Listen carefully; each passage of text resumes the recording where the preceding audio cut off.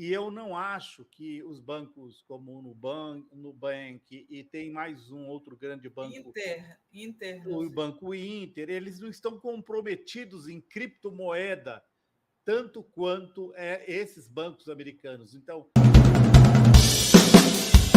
e eu queria dizer que a contribuição para o documentário da Fórum não pode ser em criptomoeda, porque acho que um dos assuntos do dia é 2008 revivido, né, gente? Vocês estão acompanhando?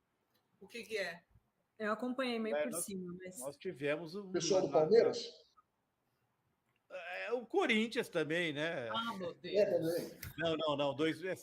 Em novembro, nós tivemos a falência de um grande banco de criptomoeda dos Estados Unidos, que teve repercussões nesse fim de semana, com a segunda e a terceira maior falências da história bancária dos Estados Unidos, com o Joe Biden indo para a televisão, dando completa garantia, com uma corrida aos bancos. Houve uma corrida ao banco New Republic nas últimas horas, as perdas de mercado, né? Porque não é o dinheiro em si, mas os bancos nas últimas 2 semanas perderam 200 bilhões de dólares em valor de mercado, bancos americanos e europeus. Então, assim, a gente tem que ficar muito ligado, porque nós podemos estar...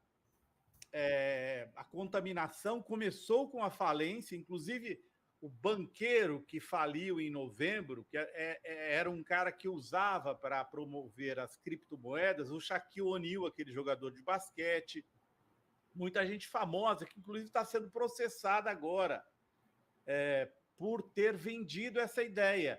Sabe aquela história do avestruz aqui do Brasil, lá de trás? Está parecendo uma coisa meio assim, sabe? Porque o Shaquille O'Neal apareceu na televisão e muita gente famosa promoveu as criptomoedas, faliu o FTX, né? Um rombo de 32 bi, com mais de 1 milhão de investidores perdendo dinheiro, e o que a gente está vivendo agora é um pouco repercussão do que aconteceu em novembro. Então, houve uma falência, houve um banco que faliu na sexta-feira. No domingo, o governo de Nova York fechou um banco relacionado às criptomoedas. Então, a gente tem que ficar muito de olho, porque nós podemos estar diante de uma nova crise de 2008. Vamos ver o comportamento dos mercados nas próximas horas. Então, esse é um assunto muito importante, né? Nós temos esse assunto muito importante. Azenha, a gente tem aqui no Brasil alguns bancos online, tipo Nubank e tal. Você acha que, se vem o perigo aí dessa crise bancária, os primeiros a serem atingidos são os clientes desses bancos? Eu já fico meio bolada. Não, eu acho que é muito ruim especular sobre isso, especialmente que as pessoas ficam nervosas quando ouvem as coisas na internet. O sistema bancário brasileiro é muito mais regulamentado do que o sistema bancário americano, né? Nós temos que lembrar disso. É bem mais regulamentado, é bem mais concentrado em Itaú, em Bradesco. E nós temos 2 bancos públicos fortes também. Em Santander, nós temos 2 bancos públicos fortes. Então, assim, e eu não acho que os bancos como o Nubank e tem mais um outro grande banco, o Banco Inter, eles não estão comprometidos em criptomoeda tanto quanto esses bancos americanos. Então, o banco que o governo de Nova York fechou no fim de semana, no domingo, ele tinha 1/4 dos depósitos dele eram diretamente relacionados à criptomoeda. Então, assim, o que está acontecendo, Sinara e Henrique e Dri, é meio uma contaminação do que aconteceu em novembro, né? Então, uma um meltdown, né? O Biden teve que ir à televisão ontem.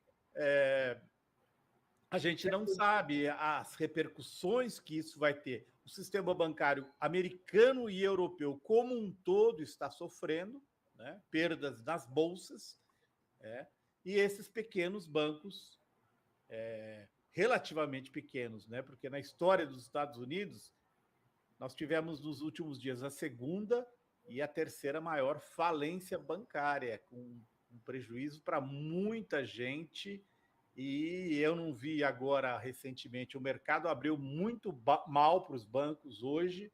Eu não vi agora, nos últimos minutos, como que está o mercado para o sistema financeiro, mas enquanto um de vocês estiver falando, eu dou uma olhadinha e posso voltar depois com essa informação. Teve essa história das criptomoedas com jogadores brasileiros aí que levaram um tombo. Você chegou a ver isso, Azenha? Não soube desses detalhes, não, mas o tombo geral, eu estava fazendo os cálculos desses 3 bancos, foi de cerca de 130 bilhões para os investidores, para as pessoas que tinham. Um deles era um banco comercial, os outros atuavam mais como financeiras. O que o Biden foi dizer na televisão é assim: nenhum cliente vai perder o seu dinheiro.